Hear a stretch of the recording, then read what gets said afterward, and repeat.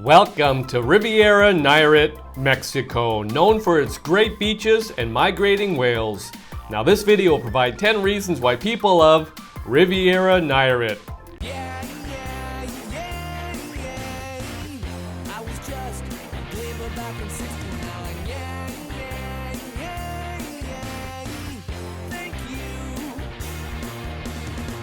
Welcome back to my channel and welcome to Riviera Nayarit, Mexico. Population around 1.3 million. Now just for context, we have a map here. We have circled Riviera Nayarit. Now Riviera Nayarit goes from San Blas all the way down to Nuevo Vallarta. Now this video will provide 10 reasons why people love Riviera Nayarit. People love Riviera Nayarit because of Nuevo Vallarta. While you may be flying into Puerto Vallarta in the state of Jalisco, it won't be long before you've crossed over into the neighboring state of Nayarit, where the Riviera Nayarit begins. Just over the bridge near the airport, the state of Nayarit kicks off, and you'll find yourself immediately in Nuevo Vallarta. Nuevo Vallarta, or Nuevo as the locals call it, began as a master-planned resort community with all new-build homes and beachfront hotels. In fact, while Puerto Vallarta may be the spotlight most of the time for its tourist attractions, it's Nuevo Vallarta that offers among the highest number of hotels in the country. Some of the top hotels in Mexico can be found here. But more than hotels, it also offers golf courses, luxury restaurants, spas, condominiums, marinas, and a sizable chunk of golden Bay of Banderas beachfront. Plus, it's only 30 minutes from Puerto Vallarta if you're interested in going to check out one of the other highly rated beach resorts in Mexico. People love Riviera Nayarit because of Bucerias. It may be a tourist-trodden beach town, but you can still hear the heartbeat of Mexico through the cobblestone streets of Bucerias. Located just north of Nuevo Vallarta, this once sleepy fishing village was quickly discovered by travelers and has become a bustling beachfront community. Bucerias is still a small town, but it is thriving with boutique beachfront hotels, restaurants, art galleries, and shopping. Families will have a lot to do in Bucerias as well. The beach is expansive and safe for swimming, plus just off the coast is an overwater inflatable play park. There's a lot of fun for families. Adults will have a lot to do in the water too, as Bucerias is a top spot for kite surfing, windsurfing, and boogie boarding. The beach is a bit too packed for serious surfers, but you'll find plenty of breaks along the nearby beaches. People love Riviera Nayarit because of La Cruz De Huanacaxtle. This sleepy fishing village, La Cruz De Huanacaxtle, sits beside Bucerias and the highway exit for the ultra-luxe Punta Mita Peninsula. The high-end hideaway is popular among the boating and yacht crowd thanks to its renovated marina, which has more than 300 slips for vessels up to 400 feet. Here is where you'll find striking villas with waterfront views, but still, that laid-back village charm permeates throughout thanks to its swaying palms, cobblestone streets, and local galleries and cafes. The local beach here is a manzanilla and is known for its lovely palapa restaurants and tranquil waters. People love Riviera Nayarit because of Punta Mita.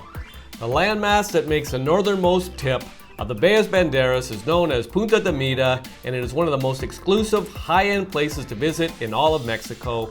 The peninsula was marked with its rugged, wild beauty, much of which has managed to maintain, though a large portion of the land has now been groomed and sectioned off into exclusive resorts like St. Regis and Four Seasons Resort.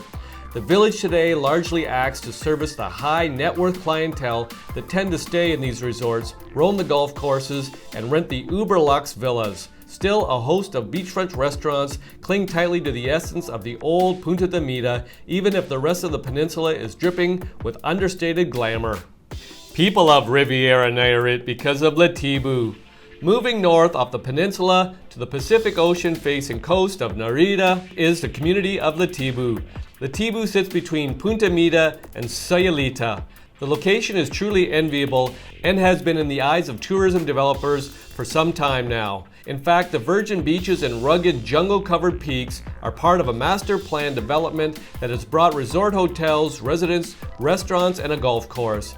It's less of a village than the other destinations on this list, but Litibu has some of the most spectacular scenery on the Riviera Nayarit.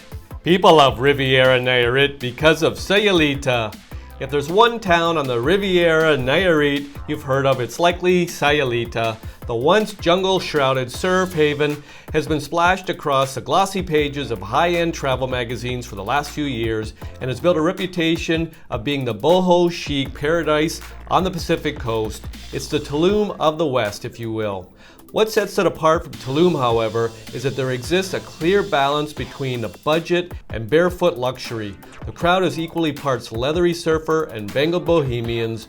While the former is opting for eco-friendly jungle huts, the latter is signing up for the elevated yoga retreats and eclectic design-forward boutique hotels. People love Riviera Nayarit because of San Pancho. Technically, this beach town is called San Francisco, but everybody in the area only refers to it as San Pancho. If you're looking for what Sayulita used to be, this is the spot. Step back in time nearly a decade to get a flavor of what the beach towns of Riviera Nayarit used to look like before it was well on the tourist trail. A stretch of golden sand surrounded by green rolling hills gives way to a sleepy backpacker town with sandy beaches, laid-back restaurants, budget-friendly hotels, and open-air markets. It's one of the rare places in Mexico where you can be close to a major city, Punta Vallarta, and still feel like you've escaped to a tropical hideaway. It's only 10 minutes from Sayulita too, if you want to experience a little bit of both. People love Riviera Nayarit because of Lo de Marcos. Lo de Marcos sits well below the radar on the typical Riviera Nayarit trail, but that is precisely why it is one of the best places to visit in Riviera Nayarit.